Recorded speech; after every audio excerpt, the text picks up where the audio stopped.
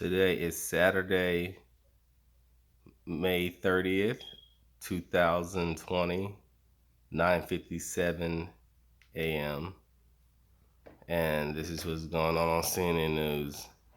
And I just want to talk about my second experience of racism in the military. Was when I went to my first duty station at 187 Rockasans. I had a white sergeant. I didn't take it as racist. Asked me if I was retarded, and I turned around, told him, "Are you?" But I didn't know he was a sergeant because he was in his PTs, and I got down and had to do push-ups. But I'm not worried about that because that was just military stuff. But anyway, I'm in Second 187 Rocket Signs, First Platoon, um, Alpha Company, and we had a white first sergeant, right? Then all of a sudden, they just came back from Iraq. They just captured uh,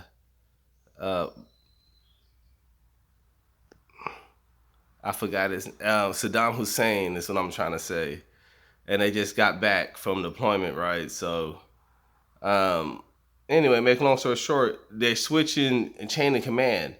Then we had a black first sergeant that came and took over where the white first sergeant was. And then because of that, this real buff, huge white dude that was probably the most strongest and biggest dude that we had. He was so pure muscle that he finished push up. He did like 200 push ups in like a minute or something like that. And he maxed out his PT test, every time. And he was ripped and huge. He turns around and looks at me and he starts trying to rush me and tries to fight me just because the U.S. federal government gave us a black first sergeant. I was like, what? So he kept trying to fight me. He kept trying to rough me up and stuff all throughout my time I was in there. So I understood I'm not going to be able to escape this fight because he also heard about the fight that I had with the white boy as well. So I had to start training my body. So over a period, I say about 60 days or so, try to avoid from a confrontation with this dude.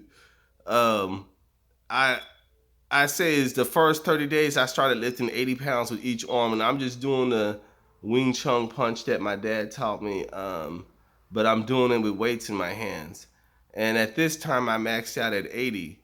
And when I just pick up 80-pound weights and I'm just throwing punches, doing Wing Chun punches. And when my arms can't do Wing Chun no more, I'm just doing like crazy punches, just keep my arms moving. Then when I'm totally crushed, instead of me quitting, I just drop 80 and do 70 and do that way all the way down to 10 and 5 and then build myself back up as high as I could go and go back down.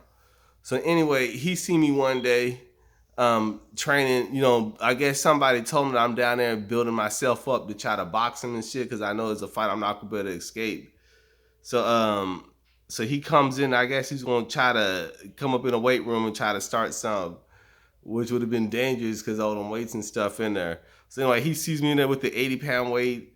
Then I dropped down to 10. Then I built myself back up, and I can only go to 60 this time or 70 this time, because I can't go back up to 80. My arm doesn't have the strength. Then I go back down to 10. Then I built myself back up to 50, and then I just stood there at 50. 50 felt like 20 pounds, and I dropped the 50-pound weight and put it on the rack properly. Then he comes up as his usual, trying to intimidate me, like he wants to box me and stuff, and wants to pick up the same 50-pound weight like I did and try to throw a punch with it. So he had two 50-pound weights in his hand, and he tried to throw a punch with it, and he couldn't. He damn near dropped him on the ground. So he had all that muscle, and he was buff and huge and cut, but he couldn't throw a punch. He couldn't throw a punch with a 50-pound weight in his hand without almost dropping it on his foot. Trying to show out and be a badass. After he saw that man never bothered me or tried to fight me again. After he saw that there was no way in the world he can pick up 50 pounds, less no 80 pounds throwing punches, he never bothered me again. And that was my second time of racism in the military. Smith out.